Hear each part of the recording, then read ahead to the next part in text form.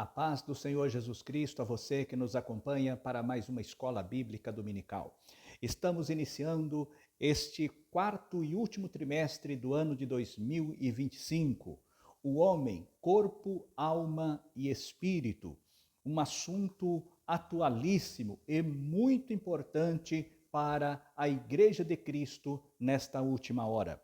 Já convido a você, se ainda não for, se inscreva no canal, comente, compartilhe e ajude-nos a levar a palavra de Deus. Também deixe aí ative as notificações para que você possa ser notificado quando postarmos um vídeo novo no canal. O assunto desse trimestre está dentro da teologia sistemática. Estaremos estudando a doutrina do homem, o homem na sua composição, o homem corpo, o homem alma e o homem espírito. A pergunta que fica é esta, que muitos estão fazendo hoje. Onde está a alma? Onde está o espírito? O homem, espírito e alma são a mesma coisa? Quando a pessoa morre, a alma também morre? O espírito do ímpio, ele vai para Deus? Então, são esses pontos que estará sendo tratado durante o trimestre. E é muito importante que você não perca nenhuma lição para entender este assunto tão maravilhoso, tão importante, que é sobre o ser humano, a tricotomia humana. Nossa lição, nosso compêndio de lições, ele está dividido em alguns blocos. Esta lição, número 1, é a lição introdutória, é uma visão geral sem o aprofundamento detalhado. Aí nós vamos ter o bloco primeiro, vai tratar sobre o corpo, que é das lições 2 até a lição 4. E o segundo bloco, ele vai da lição 5 até a lição 9, onde estará sendo tratado sobre a alma, um estudo específico mostrando a questão da alma. E por fim, o bloco de número 3, nós estaremos estudando as lições de 10 a 12, onde estará sendo tratada sobre o espírito. E, por fim, a lição de número 13 fará a conclusão. O homem, corpo, alma e espírito para a eternidade, preparando corpo, alma e espírito para a eternidade. Então, nós abrimos com corpo, alma e espírito numa visão ampla e depois concluímos na questão da eternidade, corpo, alma e espírito. O texto áureo da nossa lição, ele está na primeira epístola de Paulo aos Tessalonicenses, capítulo 5 e o versículo 23, que vai dizer: e o mesmo Deus de paz vos santifique em tudo, e todo o vosso espírito e alma e corpo sejam plenamente conservados irrepreensíveis para a vinda de nosso Senhor Jesus Cristo. 1 Tessalonicenses, capítulo 5, versículo 23. Pois bem, num primeiro momento, o homem, ele é dicotômico ou tricotômico? Então, vamos já responder esta primeira questão. Nós temos visões que diz que o homem ele seria monofásico, em razão da pessoa ser tratada como indivíduo. E a palavra indivíduo quer dizer indivisível, fala da indivisibilidade do ser humano. Daí a expressão o indivíduo, a expressão indivíduo, que é o mesmo que indivisível. Porém, nesse ponto, muitos se apegam e falam que o homem ele é único. Então existe, quando o homem morre, acaba-se a sua existência, a existência física e a existência imaterial, que seria da alma e do espírito. As pessoas que defendem o homem monofásico, unido, que é assim que ele morre, morre alma, morre espírito, isto é uma heresia, porque a Bíblia não ensina assim. O Senhor Jesus não falou acerca disso, muito pelo contrário. Ele diz o seguinte: não temeis aquele que mata apenas o corpo, mas temei antes aquele que mata o corpo e tem poder para lançar a alma no inferno. Então, nós estamos falando de duas situações, a material e a imaterial. Então, já fica assim refutado essa posição monofásica do homem, que o homem é apenas uma coisa. Aí nós vamos ver a questão da tricotomia humana. Vamos lá. Primeiro, já refutamos a questão monofásica do homem. Aí existe outra crença, a dicotomia humana, que o homem é constituído apenas de dois pontos, que seria o material e o imaterial, e que a alma e o espírito seria a mesma coisa. E não há distinção, segundo este ensinamento, entre alma e espírito. O que também refutamos. A Assembleia de Deus, por exemplo, nós não cremos assim. Nós não cremos assim. Por quê? Porque a Bíblia não diz assim. Então nós vamos encontrar essa distinção. Porque muitos que dizem que quando há a pessoa, há o físico e o espiritual, a parte imaterial do ser humano, tanto alma quanto espírito se confundem e é a mesma coisa, ao que nós refutamos também. Agora, vamos para o que diz a palavra de Deus e também o que nós cremos, assim crê a Igreja Evangélica Assembleia de Deus. Pois bem, nós cremos na tricotomia humana, a começar do texto áureo, que lido aqui, nós vamos ver que o homem precisa estar preparado para o arrebatamento. Espírito, alma e corpo. Aí nós vamos depois, no curso do trimestre, detalhar ponto por ponto. Mas aqui a Bíblia está falando, também em Hebreus, capítulo 4, no versículo 12, a Bíblia vai dizer assim, né, que a palavra de Deus ela é mais penetrante que espada alguma de dois gumes e vai até a divisão da alma e do espírito. Ela é apta para discernir pensamentos e intenção do coração. Nós vamos ver onde está o pensamento e onde está a intenção. Isso no curso do trimestre. E a palavra de Deus, ela vai para dividir juntas e medulas e é apta para discernir pensamentos e intenção do coração. Aí nós vamos ver também a questão do pecado, que é onde está a vontade e a questão da intenção. Então nós vamos ver todos esses detalhes no curso desse trimestre.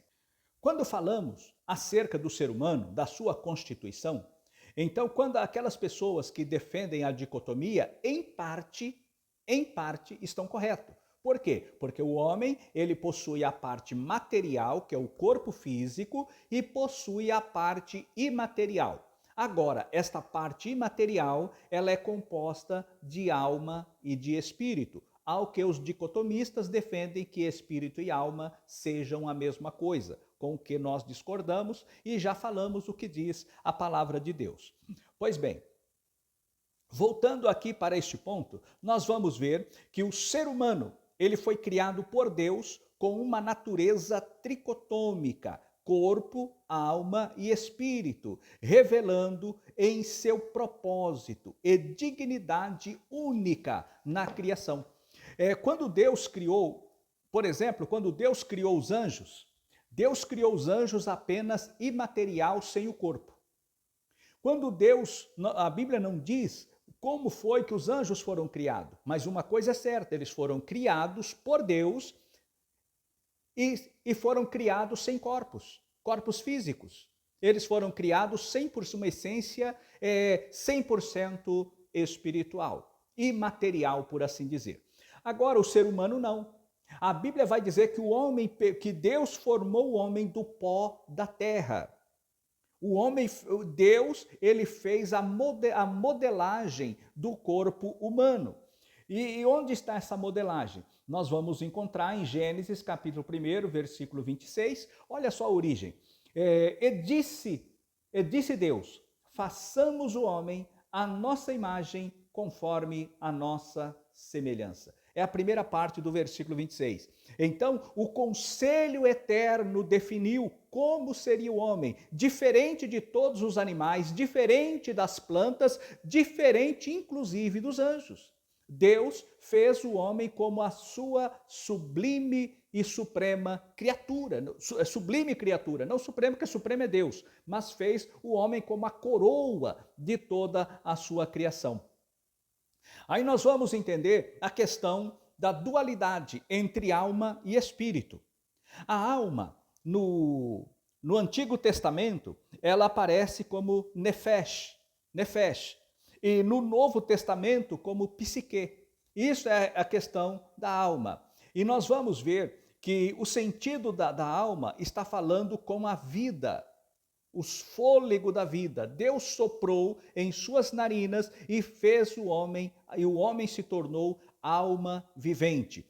Nós temos assim, no Antigo Testamento, a alma, traduzida do hebraico como nefesh, vem do hebraico nefesh. No Novo Testamento, psique. E o espírito, no hebraico, é ruach, que é vento, que é sopro. E no grego, pneuma, que também tem o mesmo sentido, o mesmo significado. Porém, são diferentes. São palavras diferentes para a denominação de coisas diferentes, de algo que um é diferente do outro. Tanto o homem, ou melhor, tanto o espírito quanto a alma.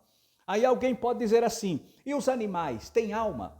A Bíblia vai dizer que a alma do animal está em seu próprio sangue, porque o sangue é a vida da carne. Porém, quando o animal morre, morre também ali a sua vida, a sua alma, deixa de existir nesse sentido. Por quê? Porque o animal, ele não é composto como o homem, de espírito, alma e corpo. Não, ele tem o corpo e a sua alma. A Bíblia vai dizer que está ligada ao sangue do animal. Por isso Deus, ele proíbe o seu povo de comerem o sangue, porque o sangue é a vida da carne. Então ele tem o sentido de vida. E quando o animal morre, morre tudo, acabou tudo, não sobra-se nada. Mas o ser humano é diferente. O ser humano é diferente. A alma do homem não é o sangue, como algum segmento religioso vai dizer que a alma do homem é o sangue, compara como os animais, e não é.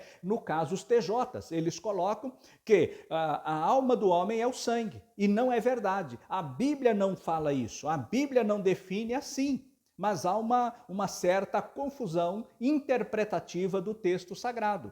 Agora, nós vemos o quê? Que o espírito é o foco, é a parte máxima do ser humano, aonde nós vamos entender e compreender as coisas de Deus, aceitar a existência de um Deus sobrenatural, de um Deus eterno, de um Deus que pode fazer todas as coisas.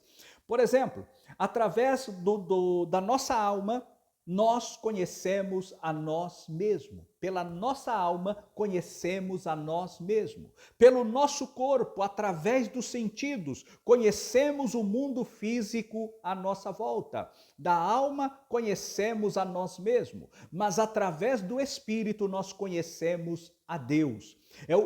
O contato de Deus com o homem está ligado diretamente no nosso espírito. É o que diz lá em Romanos, que vai dizer que o seu espírito testifica com o nosso espírito de que nós somos filhos de Deus. Então, o nosso relacionamento com Deus é através do nosso espírito. Deus, ele fala no espírito do homem, ele comunica, e é por isso que quando nós vamos passar pelo batismo, para que assim possamos entender. Há, por exemplo, 3 formas de batismo. Por exemplo, o homem, quando ele aceita o Senhor Jesus, o que acontece ali? A pessoa aceitou Jesus. Na mesma hora, naquele momento que ela manifestou o seu desejo, reconheceu os seus pecados e reconheceu que Jesus é o único Salvador da sua vida, que ela depende inteiramente do Senhor e se entrega para o Senhor Jesus como seu Salvador. Nesse momento, é o batismo do Espírito, que nos batiza em Cristo Jesus.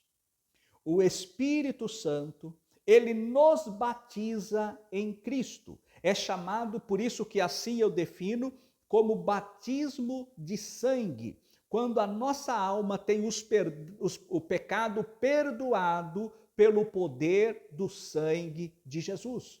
O poder do sangue de Jesus perdoa imediatamente o pecado.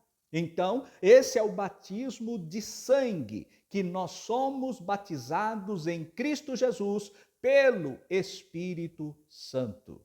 Então, este é o primeiro batismo que leva o homem de uma dimensão terrena para uma dimensão espiritual, de uma vida física a uma vida espiritual de salvação em Deus. É o propósito divino da salvação, o batismo de sangue, no sangue de Jesus. E quem faz isso? O Espírito Santo. Convence o homem do pecado, da justiça e do juízo. Convence o homem do pecado, da justiça e do juízo. É o Espírito Santo que faz isso. É esse convencimento. Esse convencimento é o Espírito Santo que age no ser humano. E aí vem o batismo de sangue, que é a nossa alma, ela é banhada no sangue de Cristo para a remissão dos pecados. Depois deste fato, podem acontecer outros dois batismos. O outro seria o batismo em águas. Em águas. O batismo não é para a salvação. O batismo é para quem já é salvo. E o que o ministro faz nas águas batismais? Ele batiza o corpo. Ele batiza o corpo. Ele não pode batizar a alma da pessoa. Se a pessoa não se converteu, ela não será salva. O batismo é para quem é salvo, é um testemunho que a pessoa dá a si próprio, dá ao mundo e dá ao mundo espiritual também, mostrando que ela agora é uma nova criatura em Cristo Jesus. Então o batismo do ministro, ele batiza apenas o corpo, ele não pode batizar a alma, ele não pode batizar o espírito, ele batiza em águas o corpo. E o Espírito Santo? E Jesus? Jesus batiza com o Espírito Santo.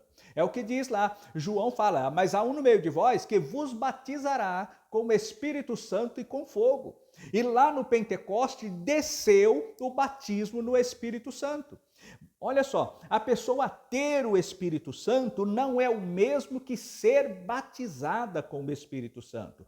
Todo salvo tem o Espírito Santo, é uma nova criatura. Porém, o batismo com o Espírito Santo é um revestimento de poder que o Senhor Jesus concede ao convertido, ao crente, ao seu servo. Para quê? Para que ele receba esse revestimento de poder, para que possa continuar a fazer a obra do Senhor, testemunhar do Senhor e exercer o ministério para o qual o Senhor o tem separado, o já tem escolhido para assim o fazer. E assim nós encontramos esses 3 pontos para que possamos bem entender essa questão do batismo para exemplificar a tricotomia humana, o homem corpo, alma e espírito. E assim nós vemos o que? A interação desses 3 elementos, na nossa vida. Por exemplo, se a pessoa ela tem um problema que é chamado, que o nosso corpo no grego é soma, e a pessoa ela tem um problema chamado hoje, que nós temos a questão da depressão, porque o que acontece? São 3 pontos. O excesso de passado gera depressão. O excesso de passado gera depressão. O excesso de futuro, a ansiedade. Você não vive o futuro porque você está sofrendo por antecipação. O passado e a depressão é algo do passado, que já passou, mas a pessoa não saiu do passado, ela continua trazendo o passado para o presente. E aí vem a depressão. E o que é a ansiedade? A ansiedade, a pessoa traz o futuro, o excesso de futuro, gera a ansiedade. Excesso de futuro, ansiedade. E o excesso de coisas do presente gera o estresse. O estresse. A pessoa começa a puxar muitas coisas, a volumar muitas coisas para dentro de si e gera, então, o estresse. E essas 3 coisas acabam produzindo algo, uma doença, que vem, então, agora é uma doença psicossomática, que não está ligada ao corpo, mas está ligada à mente. E isso traz doenças. E hoje é o que chamamos de depressão. Nós vemos aí pessoas com doenças psicossomáticas que desenvolvem problema de úlcera, problema de câncer, problema de ordem de pressão, de ordem arterial. A pessoa, ela descompensa o seu organismo, acaba vindo até inclusive o diabetes, pode ser desenvolvido por questões emocionais. Então são coisas que vêm, que acontece no mundo imaterial e reflete no mundo material, no caso, o nosso corpo. Então, essas enfermidades de alma, essas enfermidades interiores, elas trazem muitas pessoas até levarem e acometerem o suicídio. Então, é uma questão urgente, uma questão necessária que nós estamos vivendo nesse tempo tão difícil. Principalmente para pastores, família de pastor, muito cuidado, com muita opressão que vem de fora e acaba refletindo dentro de casa. Os filhos não estão preparados, porque o pai e a mãe estão envolvidos na obra, mas mas os filhos não. Os filhos, eles vão sofrer as consequências dos pais. E é por isso que nós temos muitos filhos de pastores que acabam por desviar-se.